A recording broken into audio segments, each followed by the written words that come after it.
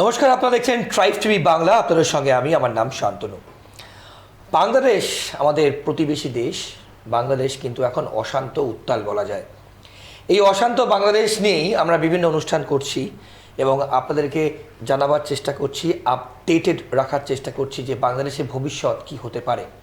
শেখ হাসিনা কিন্তু আবার পুনরায় বাংলাদেশে ফেরার জন্য উদ্যোগ নিয়েছেন এবং অন্যদিকে পাশাপাশি ডোনাল্ড ট্রাম্প পরবর্তী প্রেসিডেন্ট হিসেবে আমেরিকার দায়িত্ব নেওয়ায় সেই পথ কি মসৃণ হবে, কি হবে ভারতের বাংলাদেশের সঙ্গে সম্পর্ক আগামী দিনে, এবং এখানে পাকিস্তানের কি রোল থাকবে, এই নিয়ে কিন্তু আমরা আজকের এই পর্ব আপনাদের সামনে তুলে ধরছি। এবং আমাদের সঙ্গে এই নিয়ে ডিসকাস করতে আসছেন, আলোচনা করতে আছেন আপনাদের খুব পরিচিত প্রবীণ সাংবাদিক এবং রাজনৈতিক বিশ্লেষক অর্কপ্রভু সরকার আমার পাশে বসে আছেন। অর্কদা, আপনাকে স্বাগত এই অনুষ্ঠানে।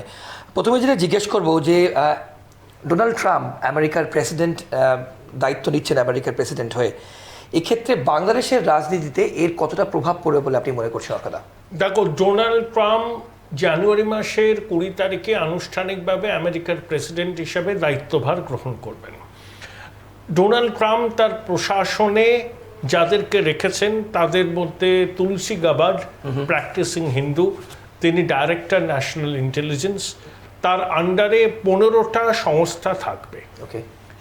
FBI এর ডিরেক্টর হতে চলেছেন ভারতীয় বংশোদ্ভূত কাশ প্যাটেল। বিদেশ সচিব হিসাবে যিনি দায়িত্ব নেবেন তিনিও ভারত বন্ধু। আর national security adviser Mike Waltz.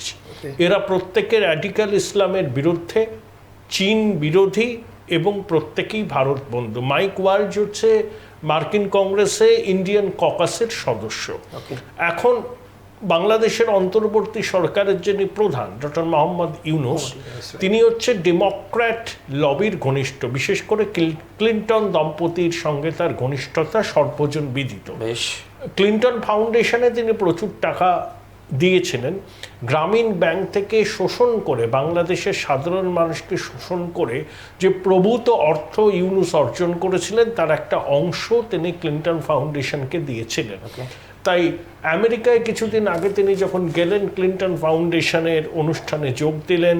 সেখানে ক্লিন্টন দম্পতি তাকে যেভাবে স্বাগত জানালেন, জো বাইডেন তাকে যেভাবে জড়িয়ে ধরলেন, এর থেকে প্রমাণিত হয় যে ক্লিন্টন এই ডেমোক্র্যাট প্রশাসন তাকে পছন্দ করেন। কিন্তু ট্রাম্প ইউনুসের বিরোধী, ইউনুসও ট্রাম্পের বিরোধী। 2016 সালে প্রথমবার যখন ট্রাম্প প্রেসিডেন্ট হন, ইউনুস তখন বিবৃতি দিয়ে বলেন সূর্যগ্রহণের মতো খারাপ সময় এসছে।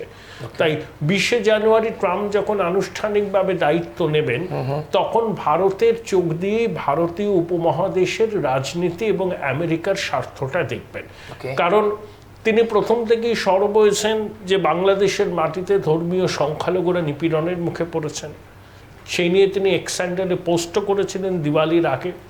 17ই নভেম্বর ইউনুস জাতির উদ্দেশ্যে ভাষণ দিয়েছেন তার অন্তর্বর্তী সরকারের 100 দিনের পূর্তি উপলক্ষে।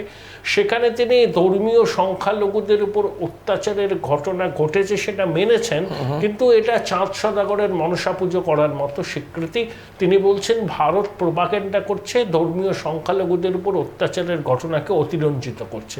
আসলে ইউনুস সম্পূর্ণভাবে মিথ্যা কথা বলছেন, কারণ বাংলাদেশে অন্তর্বর্তী সরকারের কোনো জনভিত্তি নেই, সাংবিধানিক বৈধতা নেই। ইউনুস সরকার টিকে আছে মুক্তিযুদ্ধ বিরোধী শক্তির উপর। সেই জন্য আগামী দিনে আমাদের আশঙ্কা বাংলাদেশে ধর্মীয় সংখ্যালঘুরা নিপীড়নের মুখে পড়বে এবং বাংলাদেশ মাটি থেকে ভারত বিরোধী জঙ্গি কার্যকলাপ বৃদ্ধি পাবে। বেশ, এক্ষেত্রে এই ডোনাল্ড ট্রাম্প যেহেতু আপনি যেরকম বললেন উনি দায়িত্ব নেওয়ার পর বাংলাদেশের বর্তমান পরিস্থিতি কি আরও উত্তাল হবে? বাংলাদেশ যে পরিস্থিতির মধ্যে দিয়ে যাচ্ছে, আগামী 10 বছর বাংলাদেশের রাহুর দশা চলবে। আগামী 10 বছর বাংলাদেশ মূলত বিদেশি মুদ্রা অর্জন করে, গার্মেন্ট এক্সপোর্ট করে। ওখানে 2000-এরও বেশি গার্মেন্ট ফ্যাক্টরি আছে। বহু গার্মেন্ট ফ্যাক্টরির ওয়ার্কাররা বেতন পাচ্ছেন না, তারা রাস্তায় নেমে পড়ছেন। পুলিশ ও সেনাবাহিনীর গাড়ি ভাঙচুর হচ্ছে।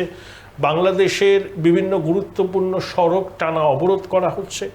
শিল্পাঞ্চলগুলোতে কান্নার রোল পড়েছে এবং আমেরিকা যাতে বাংলাদেশের উপর আর্থিক নিষেধাজ্ঞা জারি করে ইন্ডো আমেরিকান একটা শক্তিশালী লবি ওখানে, তারা কিন্তু মার্কিন কংগ্রেসে প্রস্তাব আনবে, যেহেতু তারা মনে করছেন বাংলাদেশে সনাতনীদের অত্যাচার করা হচ্ছে, কার্যত এথনিক ক্লিনজিং এর পথে তারা যাচ্ছেন। এই অবস্থায় আমেরিকার উচিত বাংলাদেশের উপর আর্থিক নিষেধাজ্ঞা জারি করে, যেরকম আমেরিকা ইরানের উপর করেছে। উচিত বাংলাদেশের উপর আর্থিক নিষেধাজ্ঞা জারি করা। স্টেটমেন্ট। ওকে। তো এটা বাংলাদেশের অবস্থা খুব খারাপ।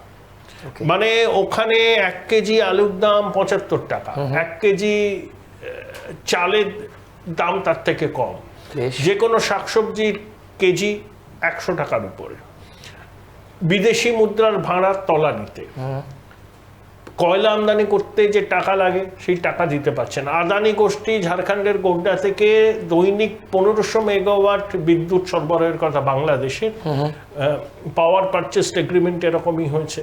850 মিলিয়ন মার্কিন ডলার আদানি গোষ্ঠী বাংলাদেশ সরকারের কাছ থেকে পাবে। সম্প্রতি তারা একটা লেটার অফ ক্রেডিট ইস্যু করেছে, পার্ট পেমেন্ট করেছে, কিন্তু এখনো আমি যতদূর জানি আদানি গোষ্ঠী পুরো বিদ্যুৎ বাংলাদেশে সরবরাহ করছে না। নেপাল থেকে ভারতের মাধ্যমে তারা কিন্তু বিদ্যুৎ নিচ্ছে, সেটাও প্রয়োজনের তুলনায় যৎসামান্য। বাংলাদেশ এখন অপরাধীদের মুক্তাঞ্চল। মুক্তিযুদ্ধ বিরোধী পরাজিত শক্তি বাংলাদেশের শাসন ক্ষমতায় আছে এবং দীর্ঘ 53 বছর পর করাচি বন্দর থেকে প্রথম পণ্যবাহী জাহাজ চট্টগ্রামে এসছে। আমি সেই কথাই আসবো, এবং পাকিস্তানের সঙ্গে বলে দিচ্ছি আমি, কারণ পাকিস্তানের সরকার এবং বাংলাদেশের সরকার তারা চুক্তি করেছে যে পাকিস্তানের পণ্যবাহী জাহাজ বাংলাদেশের বন্দরে আসলে সেই জাহাজে কি আছে সেইটা চট্টগ্রাম বন্দরে কোনো রকম পরীক্ষা নিরীক্ষা করা হবে না। হতে পারে নিষিদ্ধ মাদক, হতে পারে অস্ত্র। বাংলাদেশে পাকিস্তান সক্রিয়, ISI সক্রিয়, বাংলাদেশে পাকিস্তানের রাষ্ট্রদূত সব জায়গায় ঘুরে বেড়াচ্ছেন। কয়েকদিন আগে তিনি ঢাকার একটি 7তলা হোটেলের 14 তলায় গিয়ে ওখানে একটা রিক্সা ডিসপ্লে করা ছিল, সেই রিক্সায় চড়েছেন, প্যাডেল করেছেন, প্রমাণ করতে চাইছেন পাকিস্তান বাংলাদেশের সম্পর্ক মজবুত হচ্ছে। পাকিস্তানের জিডিপির পরিমাপ হয় মৌলবাদ দিয়ে, রপ্তানির পরিমাপ হয় সন্ত্রাসবাদ দিয়ে। যেহেতু পাকিস্তান বাংলাদেশ এখন ঘনিষ্ঠ বৃত্তে চলে এসছে, তো আগামী দিনে বাংলাদেশের মাটি থেকেও মৌলবাদ এক্সপোর্ট করা হবে, সন্ত্রাস এক্সপোর্ট করা হবে, ভারতকে টুকরো করার চক্রান্ত করবে। কিন্তু ভুলে যাচ্ছে পাকিস্তান আর বাংলাদেশের মধ্যে সম্পর্ক কিন্তু অনেক ঘনিষ্ঠ হয় বলে মনে করছেন। হচ্ছে তো, মুক্তিযুদ্ধের পরাজিত শক্তি যখন বাংলাদেশের ক্ষমতায়, তারা পাকিস্তানের সঙ্গে সম্পর্ক পুনরুদ্ধার করতে চাইবে। কিন্তু ভুলে গেলে চলবে না, আমরা APJ আব্দুল কালাম দ্বীপ থেকে সুপারসনিক মিসাইল ছেড়েছি, 1500 কিলোমিটার তার রেঞ্জ, শব্দের থেকে 5 গুণ বেশি গতিবেগে চলে। তাহলে ভারতবর্ষের সঙ্গে পাঙ্গা লড়া তো সহজ নয়। এটা কি ইন্ডিয়ার কাছে কনসার্ন করে দাও? মানে এই পিঁপড়ে কামড়াতেও তো লাগে, পিঁপড়ে কামড়াতেও তো লাগে। হ্যাঁ, একদমই। ভারতবর্ষের সাথে বাংলাদেশের কোনো তুলনা হয়? কি আছে বাংলাদেশে? 3 দিক ভারত দিয়ে ঘেরা, ভারত বিরোধিতা করে, আবার ভারত থেকে পণ্য আমদানি করে। এটাই দ্বিচারিতা। ভারত সরকার ভিসা রেস্ট্রিকশন করেছে, বাংলাদেশে হাহাকার উঠেছে, কেন ভারত আমাদের ভিসা দিচ্ছে না। আবার একই তারা ভিসার দাবি করবে, আবার বাংলাদেশের মানে থেকে ভারত বিরোধী জঙ্গিদের উৎসাহ দেবে। দুটো একসঙ্গে চলতে পারে।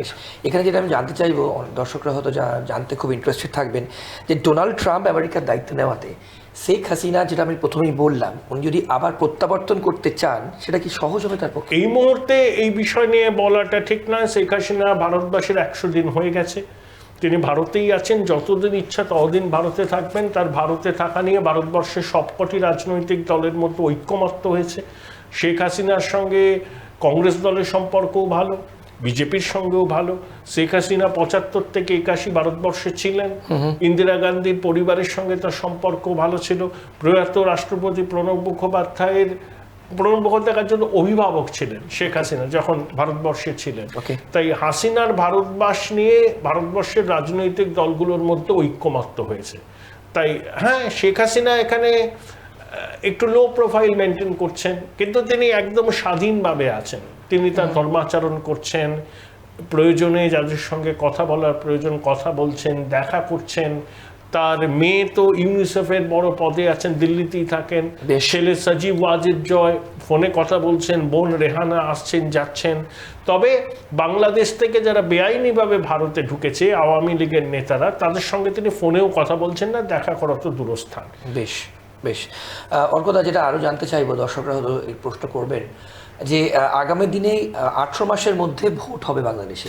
কবে ভোট হবে জানি না, কিন্তু- ইউনূস সরকার ভোট করতে চাইছে না। হ্যাঁ, কেন? এটাই আপনাকে কারণ স্পেসিফিক জিজ্ঞেস তারা- করতাম যে তারা ক্ষমতায় তার এই থাকতে ক্ষমতা চাইছে। লোক কেন? ক্ষমতার ও 86 বছর বয়স, জীবনের উপান্তে সেরকম একটা ক্ষমতা পেয়েছে, সে নাকি বড় বড় সংস্কার করবে।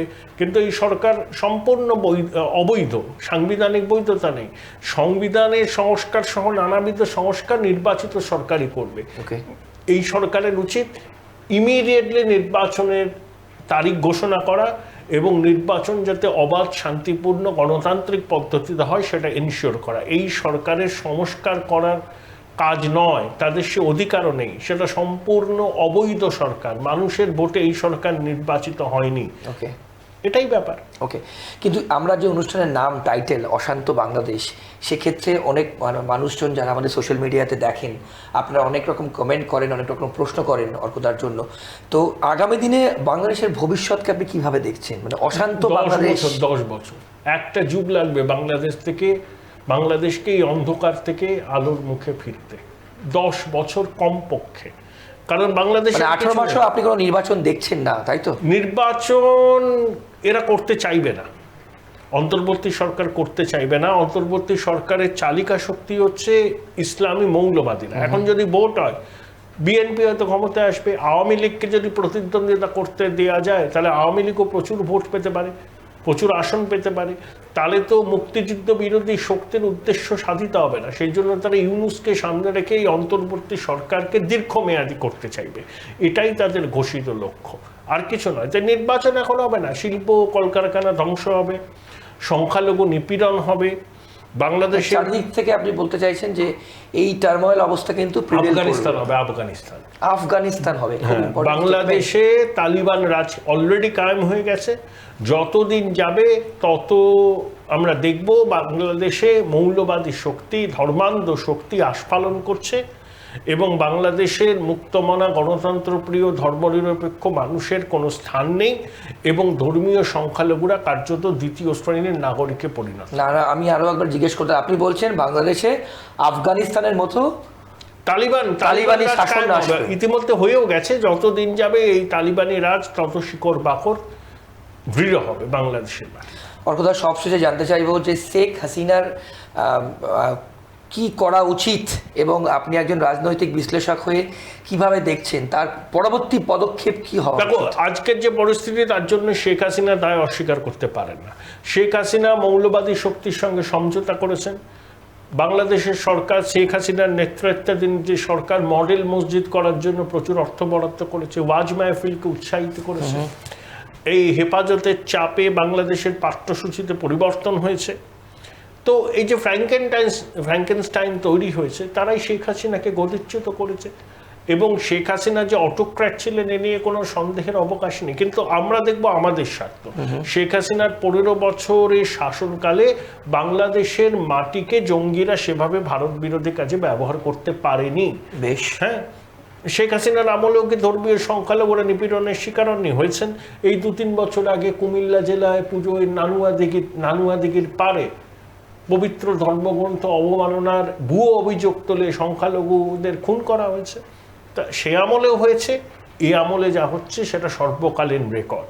তবে আওয়ামী লীগের 36% জনসমর্থন এখনো বাংলাদেশের মাটিতে আছে। মুক্তিযুদ্ধের কে যারা মনে করে যে বাঙালি জাতীয়তাবাদের উন্মেষ হয়েছিল, তারা অনেকেই আওয়ামী লীগের পাশে আছেন এখনো। বিএনপির মধ্যেও মুক্তিযোদ্ধারা আছেন।